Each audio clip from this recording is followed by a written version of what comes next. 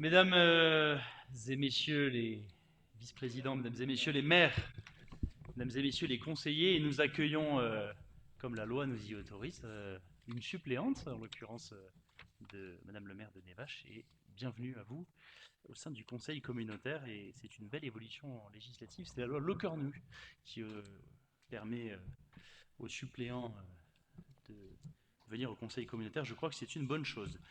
Mesdames et messieurs et chers collègues, avant d'ouvrir le conseil communautaire et de demander au nouveau plus jeune de l'Assemblée, en la personne de Thomas Schwartz, de procéder à l'appel, je voudrais juste et très simplement euh, vous... Oui, il a les cheveux blancs, que voulez-vous? J'y ai pas fait exprès. Juste vous dire quelques mots très simples. S'il vous plaît, un peu de calme. Juste vous dire quelques mots très simples tout de même, puisque nous sommes, vous le savez, à la veille des décisions du Comité international olympique concernant la candidature des Alpes françaises aux Jeux olympiques, et nous serons demain à 19 heures si la France est sélectionnée dans le dialogue ciblé avec le CIO qui nous amènera, je le dis, puisque tout cela est allé très vite et peut-être que certains n'ont pas saisi finalement la rapidité de cette procédure, tout cela nous amènera à une sélection, une attribution des Jeux olympiques du pays finalement choisi euh, au moment des Jeux olympiques de Paris 2024. Donc la décision qui sera prise demain par le CIO est extrêmement importante et à titre personnel, je voulais bien entendu me féliciter en associant, si vous me le permettez, bien entendu l'ensemble des maires concernés qui ont œuvré à cette candidature. Je pense bien entendu au maire de Serre-Chevalier et de Montgenèvre en particulier, mais si nous continuons et que le CIO nous donne la possibilité de continuer, il faudra bien entendu rassembler autour de nous une opportunité extraordinaire. Et je voudrais vous dire en tout cas que je suis particulièrement fier que d'ores et déjà sur la carte de France, il y ait 4 sites olympiques dans cette candidature et que sur la carte de France, on ait aujourd'hui le Briançonnais, la ville de Briançon, les sites de Serre-Chevalier et de Montgenèvre sur le même rang que ceux de Courchevel, que ceux du Grand Bornand, que ceux de Nice. Et je crois que c'est une opportunité extraordinaire dont on ne se rend pas compte et que nous devons déjà en être fiers puisque c'est une notoriété internationale extraordinaire que du simple fait d'être candidat. Et j'espère que nous aurons demain des décisions positives et favorables, mais je voudrais en tout cas l'appeler de mes voeux, bien entendu, et vous dire à quel point tout cela est une opportunité, je le crois, de développement extraordinaire pour nos vallées et notre territoire. Et je souhaite vraiment que nous soyons tous solidaires autour de cette candidature qui me semble vraiment importante. Voilà, mesdames et messieurs, je ne serai pas plus long. Nous avons ce soir un ordre du jour, somme toute très technique. Je m'en tiendrai donc là en vous demandant, mesdames et messieurs, chers collègues, s'il y a des prises de parole ou des propos liminaires. Alors, monsieur, pour changer, ce n'est pas honneur aux dames, il a levé la main en premier, monsieur Fine, ensuite madame Dardenne, et on va faire l'appel juste après. Pour l'instant, on est dans le propos liminaire, j'ouvre le conseil. Ainsi, je donne la parole à monsieur Fine. J'ai demandé, je l'ai eu. Merci. En premier, plus Dingue, rapide. dingue. Moi, je voulais simplement que vous puissiez aborder ce qu'on a lu sur les pages du Dauphiné libéré concernant le théâtre. Si vous avez des éléments complémentaires sur cette situation qui peut poser des questions, voilà, sans polémique aucune. Très bien, chers collègues, merci de cette question. Quelques éléments techniques, je ne rentrerai pas, vous me le permettrez, dans les polémiques en tout cas que j'ai eu à lire, parce qu'en plus de ça, je ne les connais pas, je ne les comprends pas.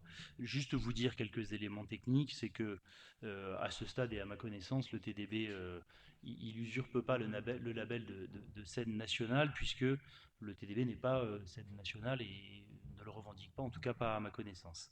Le TDB, il a signé depuis 2021 une convention d'objectifs avec la DRAC, avec la Direction générale des affaires culturelles, au titre de son activité de scène conventionnée. C'est un document qui a été remis à la CCB. Et en l'occurrence, et c'est pour ça que je pense qu'il y a peut-être une petite confusion, le TDB, il a été scène conventionnée d'intérêt national. Entre 2018 et 2020, c'était le projet de l'ancien directeur du TDB, qui a été, comme chacun le sait, licencié en août 2020. Et en l'occurrence, cette appellation de scène conventionnée d'intérêt national est liée au projet porté par le directeur. Et donc, en l'occurrence, cette appellation a disparu en août 2020. Moi, je voulais en tout cas vous dire que dans le cadre de la DSP que nous avons été amenés à signer avec le théâtre, l'appellation de scène conventionnée d'intérêt national, elle n'était pas exigée. Elle n'était d'ailleurs pas déterminante dans le choix du candidat retenu.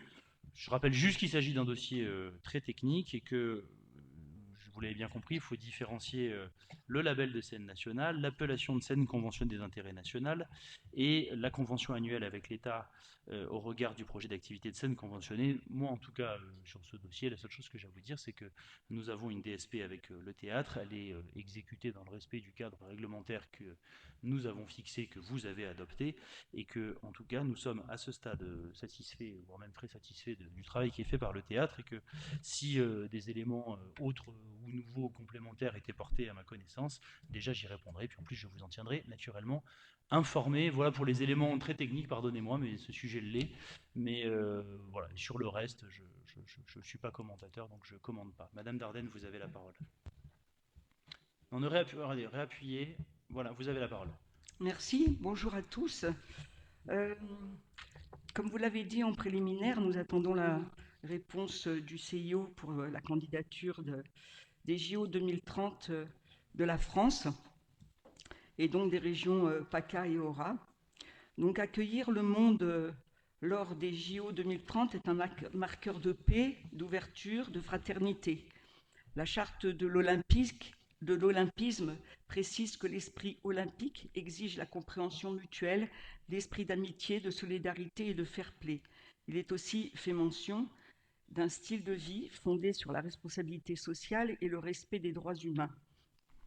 Notre collectivité est-elle prête à prendre soin de ses visiteurs, qui fait preuve de compréhension dans les motivations de ces derniers à quitter leur pays pour rejoindre ou traverser le nôtre? Faisons-nous acte d'amitié, de solidarité et de fair-play en fermant les refuges ou en pourchassant des exilés?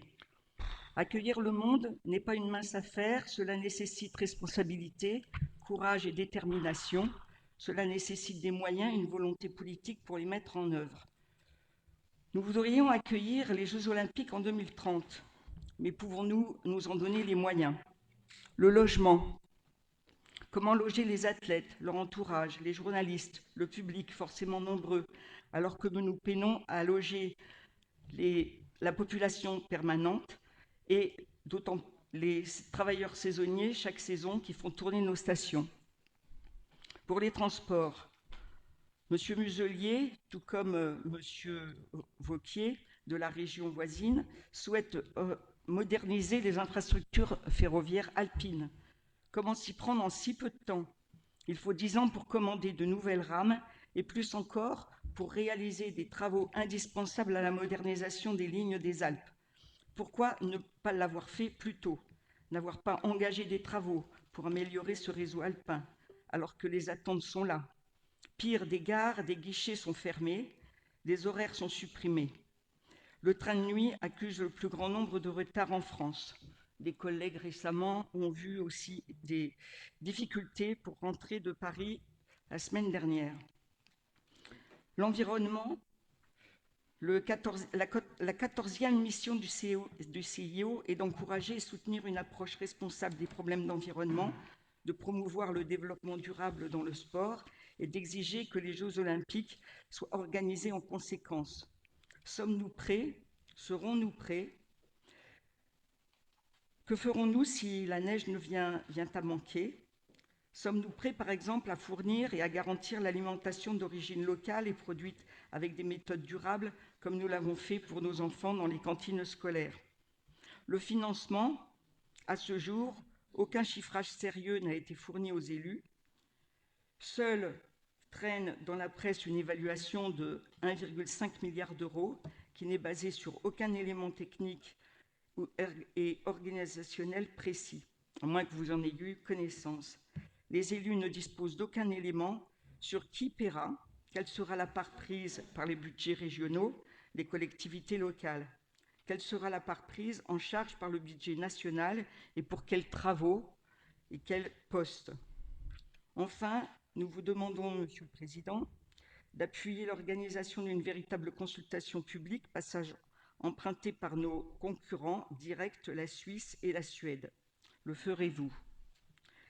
Les 2 présidents de région font état d'un soutien large de la population à ces JO, en se basant sur un sondage d'opinion biaisé et aux questions pour les moins fallacieuses.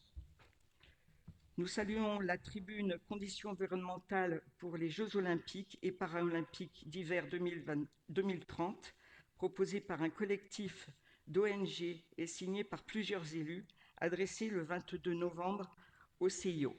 Merci de votre écoute. Merci.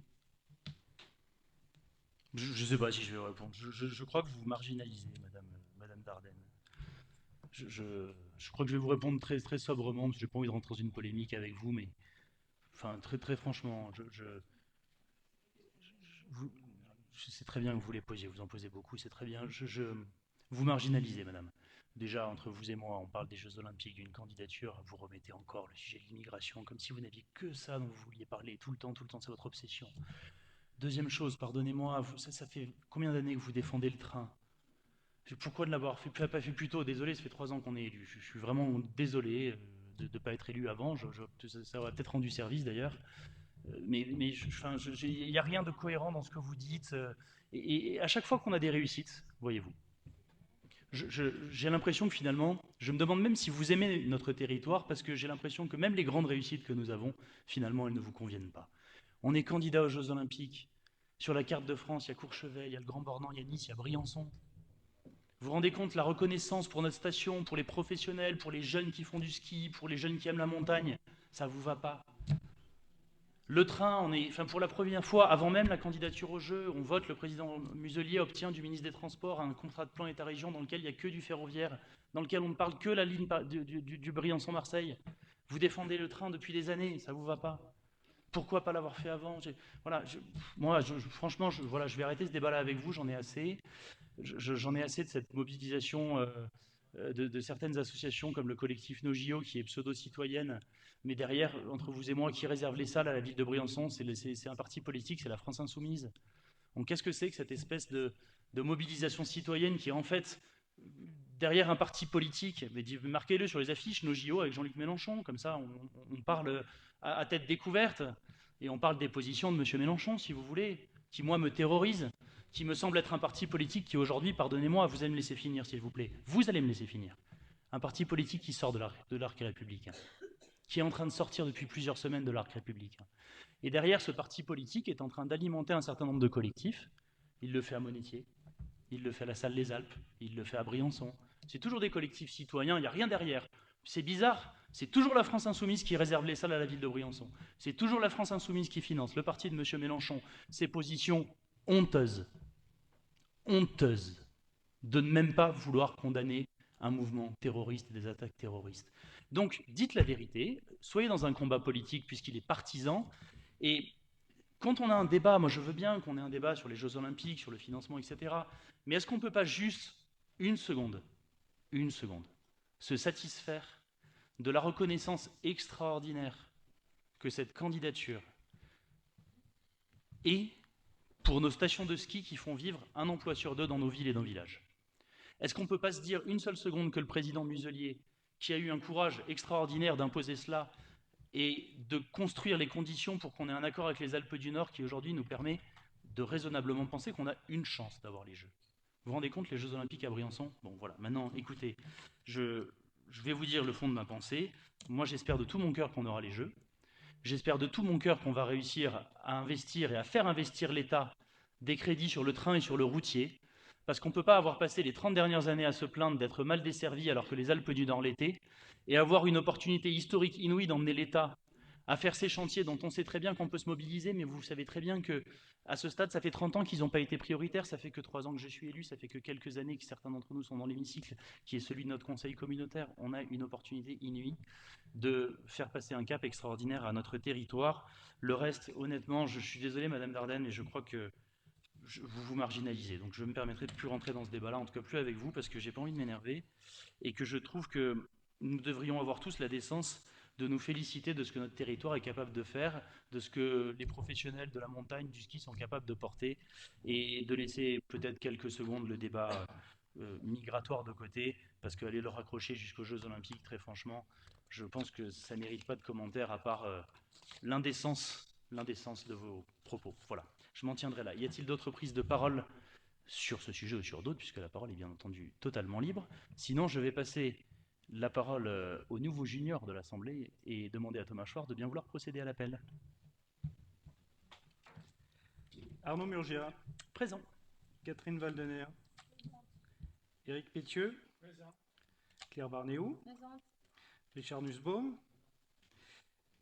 Émilie Desmoulins, excusée, donne pouvoir à Claire Barnéou. Christian Julien. Présent. Annie Astier-Conversé. Présent.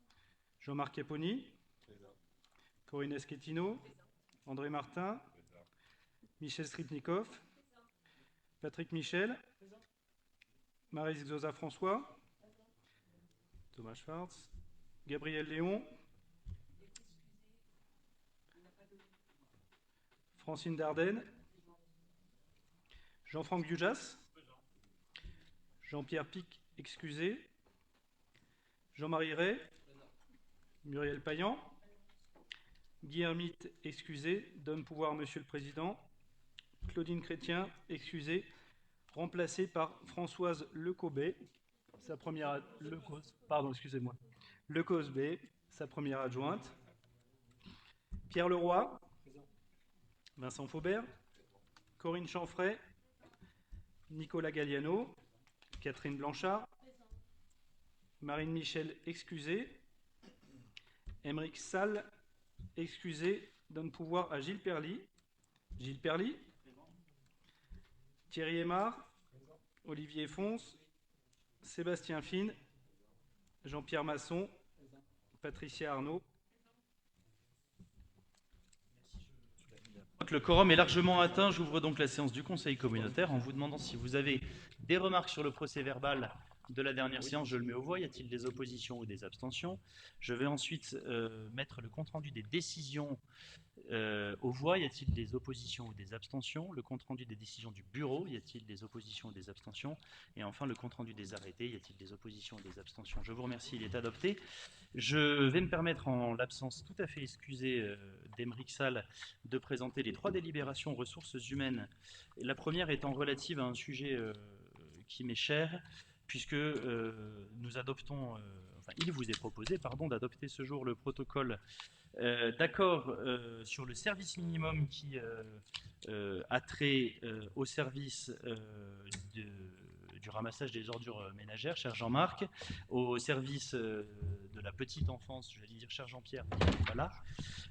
Et je voudrais juste en tout cas me féliciter et remercier l'administration, en la personne de la directrice générale et de la directrice des ressources humaines et les représentants du personnel, puisque ce protocole d'accord, il avait été commencé, enfin les négociations avaient commencé en 2019, avant notre mandature, elle n'avait pas abouti, et nous les avons repris à l'aune de cette nouvelle mandature, voilà maintenant quelques mois, et le protocole que nous vous présentons aujourd'hui, d'une part, a fait l'objet d'un accord unanime avec les représentants du personnel et syndicats, et validé avec un avis unanime du comité social et territorial, et je crois que pour une collectivité comme la nôtre, être capable de dire à nos administrés que, quelles que soient les conditions, et dans le pur respect du droit de grève, le service à la fois de l'accueil dans les crèches et bien entendu du ramassage des déchets sera, quoi qu'il arrive, assuré. On pense bien entendu aux images que nous connaissons dans d'autres contrées de France, je ne les citerai pas, sera bien entendu assuré, et que tout cela est fait en bon accord et avec une unanimité à la fois des représentants du personnel et de l'exécutif. Je crois que ça fait preuve vraiment d'une d'un bon accord. Donc je vous le soumets ainsi en vous demandant si vous avez des réactions sur ce protocole que je vais bien entendu vous proposer d'adopter. S'il n'y en a pas, je le mets aux voix. Y a-t-il des oppositions? Y a-t-il des abstentions? Je vous remercie, il est adopté. Il vous est ensuite proposé de modifier un tout petit peu notre régime indemnitaire. Vous savez que le RIFSEP, comme tous les sujets RH, sont des sujets vivants. Et en l'occurrence, nous rajoutons une petite réglementation liée aux indemnités de travail les dimanches, jours fériés et les heures de nuit pour le cinéma et pour le centre d'art contemporain, puisque ces sujets n'avaient pas été pris en compte dans le RIFSEP module initial. Et donc vous trouvez le détail de ces majorations, mais c'est bien normal pour les gens qui travaillent la nuit ou le dimanche. Est-ce que ça appelle à des remarques de votre part? Oui, monsieur Finn. Vous avez la parole. Non. Voilà. Attendez, c'est bon. Non, simplement, lors du dernier CST, j'ai cru comprendre que vous étiez encore en discussion avec les personnels concernant le CIA. On espère que ces travaux de négociation vont déboucher au printemps prochain, du moins c'est sur le budget de l'année prochaine, j'imagine. Voilà, j'aimerais savoir si les discussions sont fructueuses avec les personnels. De ce que j'ai pu constater, c'est que par rapport aux délibérations que vous avez présentées là, ils étaient plutôt confiants. Voilà. Écoutez, effectivement, ça s'appliquera l'année prochaine, puisque vous le savez, le CIA s'applique sur une année d'exercice entier. Donc, ce qui s'est appliqué la première année, c'est l'IFSE, hein, l'indemnité qui s'applique à tout le monde. Le complément indemnitaire d'activité sera sera déployé pour les agents en fin d'exercice prochain pour le travail qu'ils ont fourni en 2023. À ce stade, effectivement, on est sur une discussion pour déterminer les critères de ce même CIA. Donc là, à ce stade, la discussion qui est engagée, elle l'est déjà avec les cadres et chefs de service. Il y a dès janvier une réunion de dialogue social avec les représentants du personnel qui est prévue. L'idée étant déjà de tirer les enseignements, en tout cas moi je le fais pour ma part, de la manière dont ça s'est déroulé sur Briançon. Je ne rentre pas dans le détail, vous avez assisté à la réunion, de la manière dont on l'a mis en œuvre. Moi en tout cas, je fais partie des gens qui croient à la rémunération, si j'ose dire, au mérite. Et je pense qu'il ne faut pas s'en plaindre. Mon idée est globalement d'essayer d'aller vers un système dans lequel il n'y a pas de perdants et dans lequel il n'y a que des gagnants et certains qui gagnent un peu plus, tout simplement parce qu'ils ont eu une année particulière, parce qu'ils ont eu une mission particulière, parce qu'ils ont eu un contexte particulier dans leur service où ils ont assumé la tâche d'un collègue qui était absent, etc. C'est ce genre de situation que je veux tout simplement qu'on puisse récompenser, parce que je pense qu'on a des agents qui travaillent vraiment excellemment bien, et que voilà. En tout cas, il y a un objectif très simple, c'est de ne pas créer d'usine à gaz. Moi, je veux que la responsabilité pèse sur les chefs de service, parce que c'est eux qui encadrent au quotidien. Donc, c'est sur la base de ce que les chefs de service proposeront aux vice-présidents, qui eux-mêmes sur la base de ce que les chefs de service proposeront à la direction générale, qui eux-mêmes auront cette discussion-là par pôle avec les vice-présidents et moi-même, que nous ferons une sélection à la fin et qu'on attribuera cette prime. Je veux en tout cas que le système tel que nous le validerons soit adopté de manière très unanime par les représentants du personnel. C'est l'objectif que je fixe. Et tout cela consiste à la fin à reconnaître finalement à la fois l'implication, le professionnalisme, l'état d'esprit et la reconnaissance de celles et ceux qui ont dans leur carrière des missions particulières à mener. Et je crois que c'est une bonne chose et que ça peut tirer vers le haut. C'est des changements parce que c'est des choses qui n'avaient pas été pratiquées dans l'administration. Mais je trouve que ce changement législatif est un bon changement. Donc voilà, en tout cas c'est la méthode telle que je la fixe. Donc rendez-vous l'année prochaine en CST pour échanger là-dessus. Je vais mettre cette délibération en voie. Y a-t-il des oppositions ou des abstentions? Je vous remercie, elle est adoptée. La délibération suivante appelle à une modification du tableau des emplois. On l'a évoqué en commission, c'est une modification suite à un départ au service de la communication avec des postes qui sont du coup gradés un peu moins puisqu'on a recruté quelqu'un et que la personne qui était déjà en place et qui l'est restée, du coup on l'a fait monter un peu en puissance. Il y a donc 2 chargés de communication au service mutualisé de communication. Voilà, je ne sais pas si ça appelle des questions, sinon je le mets aux voix. Y a-t-il des oppositions ou des abstentions? Je vous remercie, elle est adoptée. Il y a une abstention de Madame Dardenne, très bien. Et je vais pouvoir me reposer et passer la parole à notre vice-président aux finances qui va vous présenter les décisions modificatives dans... Appuie sur le bouton.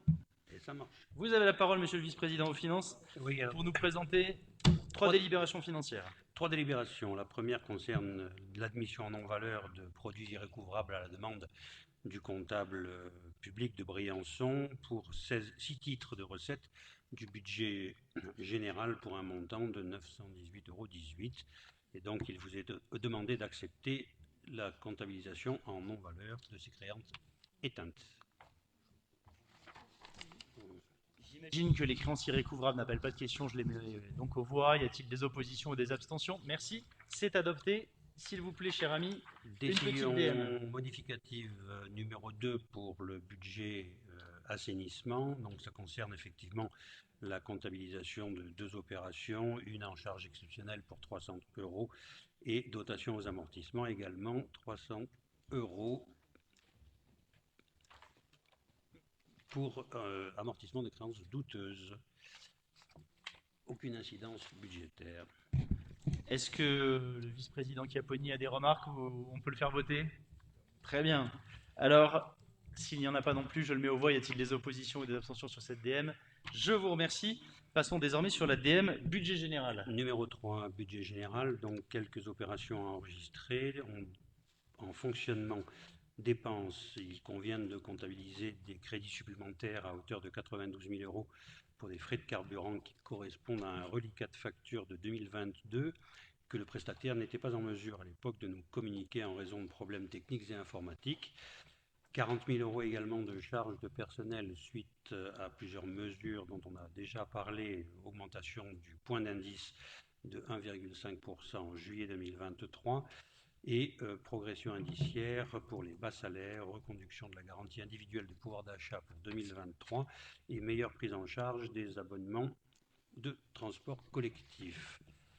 On a d'autre part des opérations qui s'équilibrent entre fonctionnement et investissement, des crédits supplémentaires pour des enregistrements comptables pour neutraliser des amortissements, avec donc recettes de fonctionnement qui seront compensées par des dépenses d'investissement, neutralité budgétaire.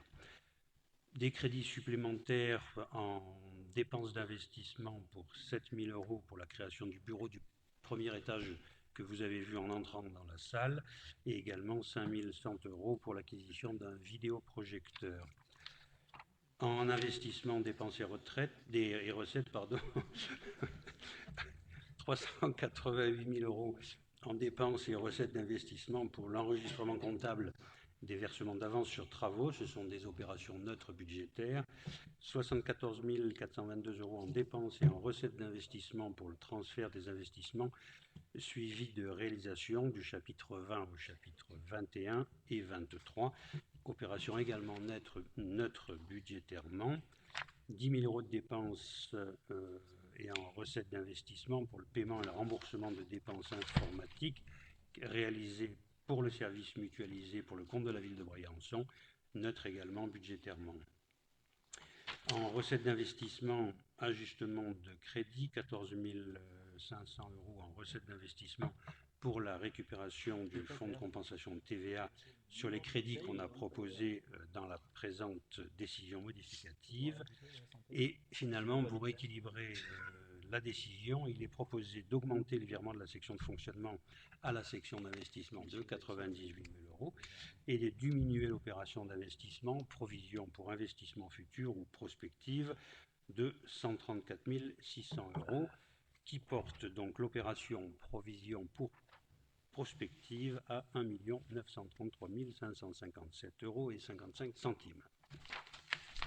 On ne pourra pas dire que c'est pas limpide.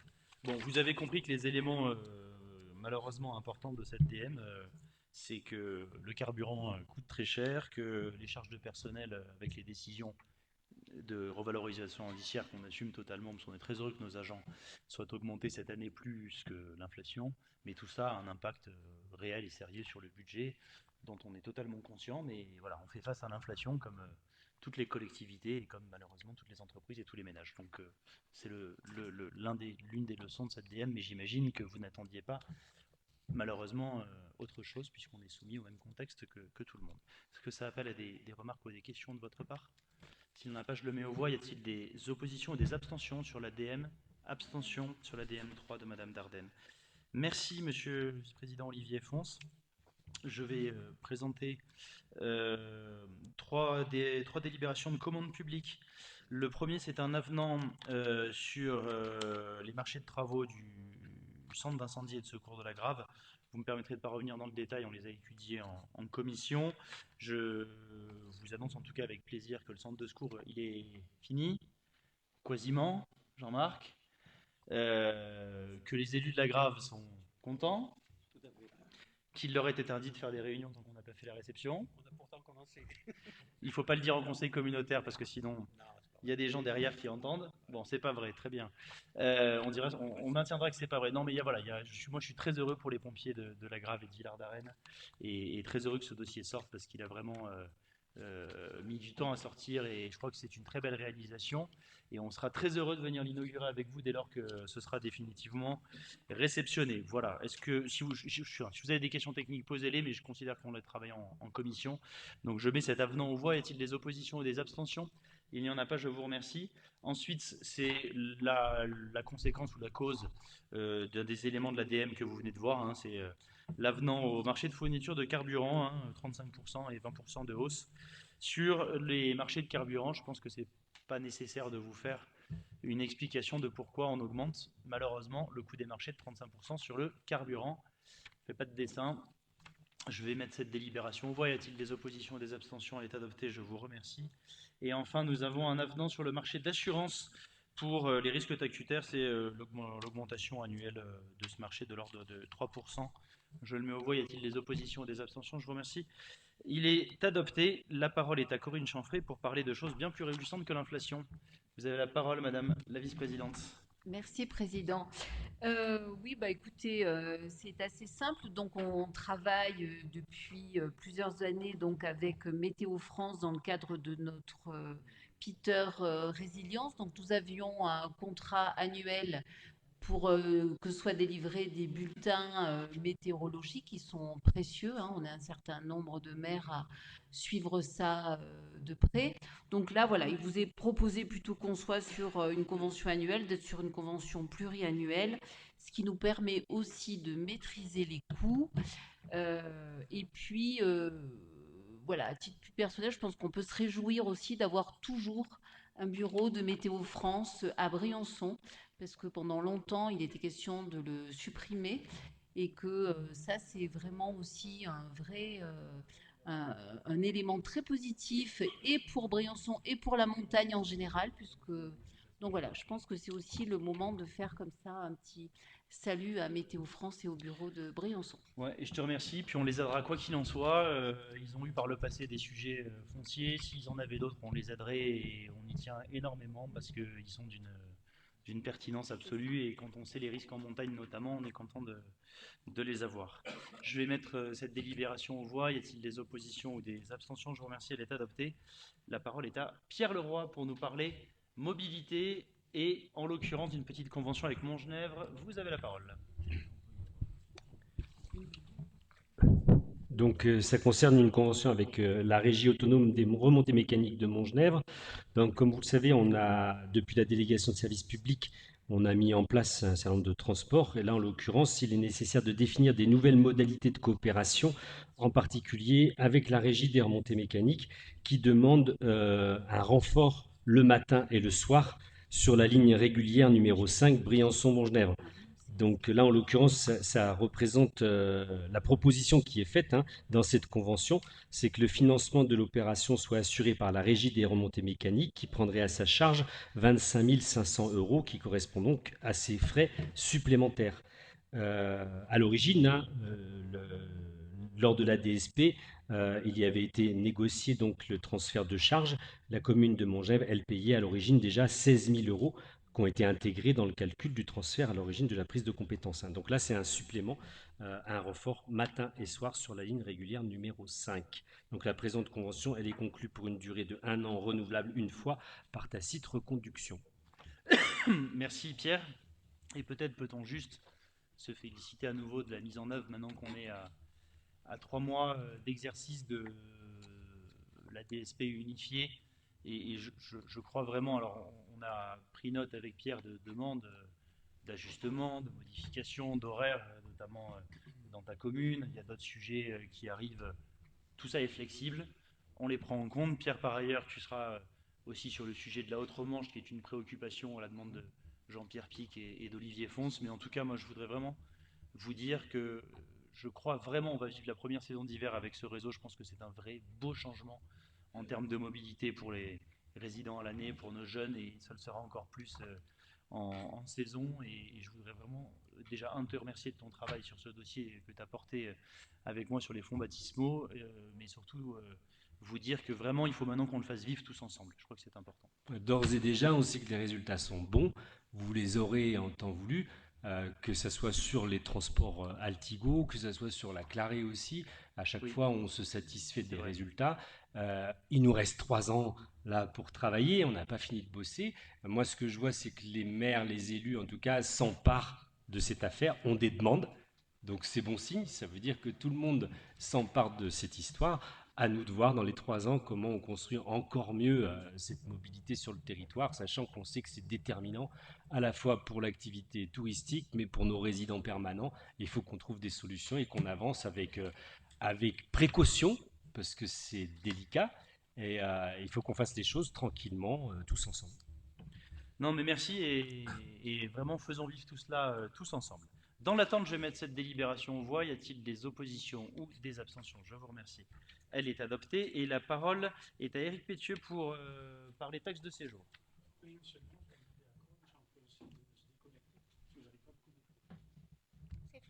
Et vous avez la parole. Merci beaucoup. Donc, taxe de séjour et surtout taxe additionnelle départementale de séjour. Vous n'êtes pas sans savoir que le 20 juin 2023, le département des Hautes-Alpes a voté l'instauration d'une taxe de séjour additionnelle qui viendrait alourdir de 10 points les taxes de séjour existantes et collectées par qui de droit. Donc la communauté de communes collectant sur le territoire OTHV, il vous est demandé donc de valider cette décision. Merci beaucoup. Est-ce que ça appelle à des remarques ou à des questions?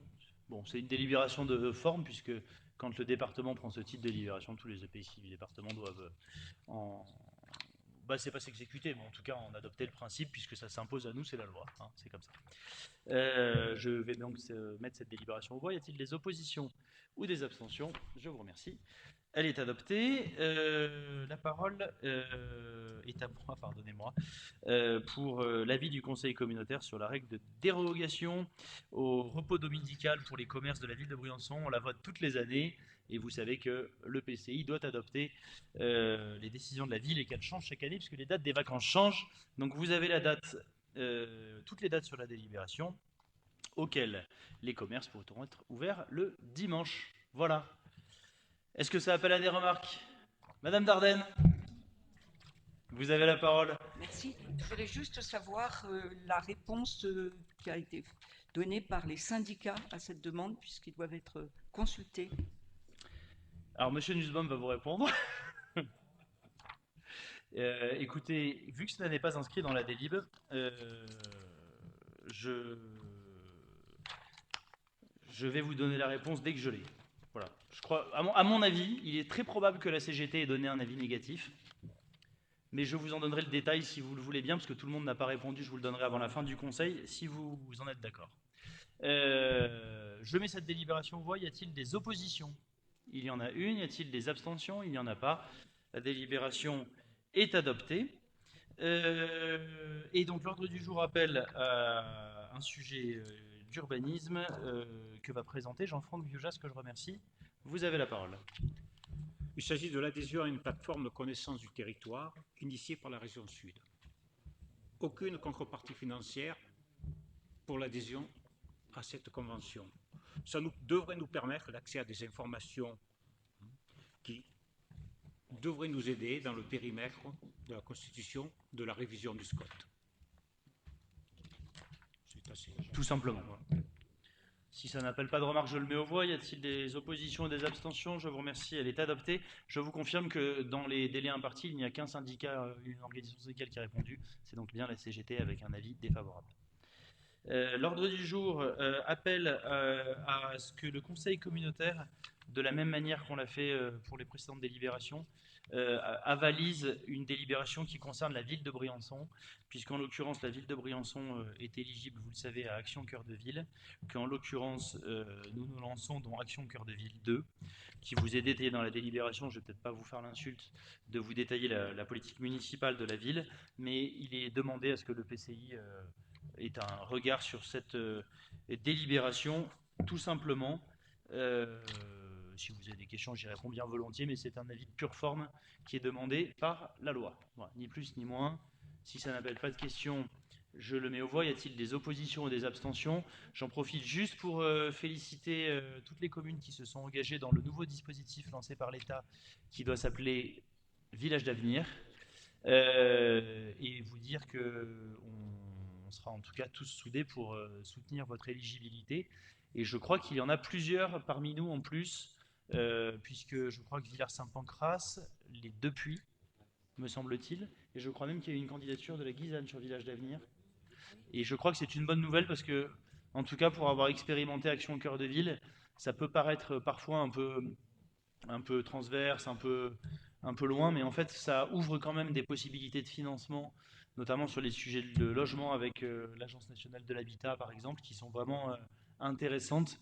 Et je proposerai que, en tout cas, quand le préfet a avancé sur ce sujet, on puisse se coordonner pour voir la manière dont on peut le mieux possible travailler ensemble sur ce dossier. Les baux réels solidaires, tout à fait, sujet qu'on veut développer dans les sanatoriums de Rhône-Azur, qui est un sujet extrêmement difficile, mais très important à mon sens sur l'accession à la propriété, peut-être même plus que le logement social, dans les sujets de hausse du foncier qu'on connaît dans toutes nos communes. Très bien. Je l'ai mis aux voix? J'ai un doute. Alors je mets aux voix cette délibération, la numéro 15. Y a-t-il des oppositions ou des abstentions? Je vous remercie, elle est adoptée. La délibération numéro 16, c'est un protocole d'accord entre la société Dauphiné Isolation Environnement et la CCB. Ce sont des travaux dans le quartier Berwick et on en a parlé en commission. C'est un protocole de gestion d'un petit contentieux qui avait trait aux frais d'énergie, mais je crois qu'on l'a déjà largement abordé. Je vais donc le mettre aux voix. Y a-t-il des oppositions ou des abstentions? Je vous remercie, il est adopté. J'en profite pour vous dire que le chantier avance à ce stade bien, voire même fort bien. Et je pense que vous l'avez vu, parce que c'est visible. Il y a un très beau travail de charpente. Et je suis vraiment heureux qu'on avance aussi bien sur ce chantier du quartier Berwick. Ensuite, nous avons un complément d'acquisition. On a étudié ce dossier aussi en commission. J'en redis un mot rapidement, il est tout de même important. Vous savez que dans le plan de financement de la cité administrative, le bâtiment des Cordeliers va être entièrement cédé et que le coût de sa vente est intégré au plan de financement, qu'on espère d'ailleurs le vendre même mieux que le prix des domaines si possible. Mais pour cela, vu que la propriété de ce bâtiment était partagée entre la ville et la CCB, il avait été décidé, vu que la CCB portait l'opération, que la ville donnait à l'euro symbolique sa partie du bâtiment pour que la CCB vende et puisse obtenir le bénéfice de la totalité de la vente. Et quand nous avions fait la première cession du bâtiment, nous n'avions pas cédé la poudrière qui est juste derrière et un petit bout de parcelle que vous retrouvez sur le plan, en l'occurrence le corps de garde qui est juste derrière et le petit bout de parcelle. Donc pour que la CCB puisse procéder à l'appel à manifestation d'intérêt visant à cession, il faut qu'elle soit pleinement propriétaire. Donc il vous est proposé d'accepter en l'occurrence l'acquisition à l'euro symbolique à la ville de Briançon de la parcelle AP 320 qui nous permet d'être pleinement propriétaire de l'ensemble du site des Cordeliers. Et derrière, nous envisagerons l'appel à manifestation d'intérêt pour le céder. Voilà, tout simplement. Est-ce que ça appelle à des remarques de votre part? S'il n'y en a pas, je le mets aux voix. Y a-t-il des oppositions ou des abstentions? Je vous remercie, il est adopté.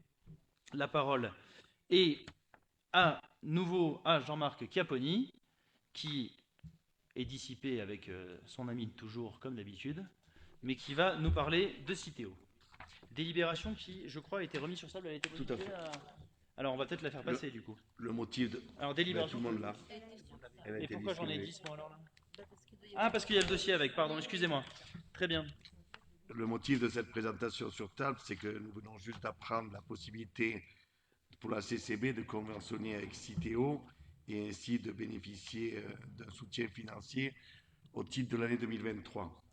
Cette convention avec Citeo sur le sujet des déchets abandonnés la plupart du temps autour des points d'apport volontaires permettra de bénéficier d'un soutien conséquent, 62 000 € annuels. Car nous mettons déjà en œuvre une gestion active sur cette thématique de sensibilisation pour les contrevenants, de mise en œuvre du tri hors foyer qui a été mis en place dans les stations de ski et les parcs, d'une signalétique montagne propre. D'ailleurs, ces actions sont soulignées au surcorps Dauphiné libéré de lundi 27, où la CCB est citée en modèle au niveau régional. Suite à cette convention, la communauté de communes pourra elle-même conventionner avec chaque commune membre qui souhaite agir dans le cadre de lutte, dans un plan de lutte pour les déchets abandonnés qu'elle aura elle-même rédigé et dont elle assurera le pilotage pour reverser une partie de ces subventions perçues pour aider les différentes communes dans leur coût de nettoiement. Merci, et je me permettrai juste un commentaire, mais nous savions la proximité entre vous deux, messieurs Leroy et Chiapponi. Nous découvrons que vous avez maintenant les mêmes lunettes, mais qu'en plus de ça, Madame Barnéou a aussi les mêmes lunettes, ce qui, en termes de rapprochement politique, est de nature à m'inquiéter. Voilà. J'ai le sentiment qu'on est dans le dépassement des clivages. Non, mais voilà, Corinne m'a justement fait remarquer qu'il y avait quand même une sorte de clone des lunettes rouges. En tire les leçons qui veut. Cela dit, moi je me félicite, cela dit, de tout ce qu'on fait avec Citeo, Jean-Marc, parce que notamment, ça paraît tout bête, mais les petits dispositifs de ramassage des déchets qui ont été installés dans tous nos parcs, dans les sites naturels, etc., via le partenariat qu'on a fait à Citeo, au-delà du fait que ça ne nous a pas coûté grand-chose, je trouve que c'est super bien et que c'est vraiment hyper efficace. Elles sont aussi sur les domaines skiables, vous les avez peut-être vus. On avait fait une belle opération, Jean-Marie, Corinne, sur Serre-Ratier. Et je crois que tout ça va vraiment dans le bon sens. Donc moi, j'encourage vraiment, et je remercie mon vice-président de son travail sur ce dossier, partagé avec son collègue Pierre Leroy, bien entendu. Je vais mettre cette délibération en voie. Y a-t-il? Non. Une remarque de Monsieur Pétieux qui a la parole. Oui, si vous permettez, Monsieur le Président, je voudrais, à travers cette délibération, aussi souligner l'accroissement de l'incivisme et des dépôts d'un certain nombre de déchets sauvages autour des DSE. Ouais. Et j'ai remarqué que depuis 3 ou 4 mois, ça se multipliait. Donc, non, mais tout à fait d'accord. C'est malheureusement une constante. C'est malheureusement une constante. C'est un point sensible et justement, on pourra dans quelques temps vous présenter peut-être une solution qui permettra de verbaliser les contrevenants à ce sujet. Nous avons eu une visio ce matin avec Romain Jacob et on est en train de finaliser les cours pour le présenter dans les orientations budgétaires. Ben, merci de cette réponse efficace. On ne peut que partager, je crois, tous ensemble un appel au civisme parce que honnêtement, les télés et les micro-ondes devant les DSE le lundi matin, c'est lamentable. Bien entendu que si on a le bon dispositif, on verbalisera et le plus fort possible. Et pour finir sur notre plus voyage, je me permets juste de rappeler que sur le plan global de réduction des déchets, on est d'ores et déjà subventionné à hauteur de 190 000 € par la région Sud et que dans le cadre de la COP d'avance, et vous savez que la nouvelle COP régionale a été signée hier par le président de région et le ministre de la Transition écologique, Christophe Béchu, c'est un engagement de 500 000 € sur 3 ans qui vient d'être donné par la région Provence-Alpes-Côte d'Azur en faveur de la CCB. Je le dis parce que c'est des chiffres qu'on voit peut-être un peu moins que quand on subventionne un projet type cité administrative, gymnase, etc. Mais c'est quand même des sommes qui sont extrêmement importantes en faveur l'environnement, de la transition environnementale, de la réduction des déchets. Et on est vraiment très aidé là-dessus. Et je voudrais vraiment le dire parce que c'est le cas et c'est vrai. Voilà. Et si vous permettez, Monsieur le Président, oui, je voudrais réinsister sur ce que vous venez d'énoncer, l'appel au civisme, parce qu'en fait, là maintenant la dérive, elle n'est pas sur des gros objets. Avant, on voyait des gros objets. Maintenant, c'est des petits objets qui vont très bien dans un coffre de voiture, etc. Et les déchetteries sont à proximité. Donc, je réitère cet appel au civisme en direction de l'ensemble de nos concitoyens. Ça, on est bien d'accord. Monsieur Leroy voulait la parole.